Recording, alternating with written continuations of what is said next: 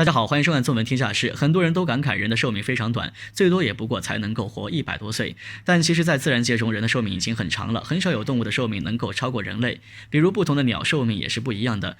很多人养在家里面的鹦鹉寿命是最长的，而像麻雀这种常见的小鸟，其实寿命也只有2-3年。然而，令人感到奇怪的是，鸟的寿命那么短，我们却很少在生活中看到死去的鸟的尸体，这是为什么呢？看完才明白，首先，鸟类是非常有灵性的，它们对自己的身体状况十分清楚。当它们预感到自己的生命步入尾声的时候，通常会找到一个比较隐藏的地方，慢慢的等待死亡。一般情况下，这些鸟都会回到自己的鸟巢，趴在巢里面静静的等待死亡。然而，如果它距离自己的鸟巢太远的话，就会在附近找一个比较安静的地方慢慢死去。再者就是鸟类在野外有着很多的天敌，尤其是对于一些即将死亡的鸟来说，它们飞行能力已经有所降低，没有多少能力再逃跑了。一旦在外遇到天敌，就很难逃出其手掌心，所以它们大多数都被天敌所捕食。还有一些即便是死在空旷的地方，它们的尸体也会被其他动物叼走。在这个过程中，鸟类如果不幸被吃掉了，我们自然也没有办法看到它们。除此之外，现在不只是在城市当中，即便是农村地区，鸟类的数量也越来越少了，因此很难再见到多少鸟了。因为这些原因，所以我们平时在外面很少会见到一些鸟类的尸体。好了，本期节目到这里就结束了，喜欢的朋友可以在下方留言评论，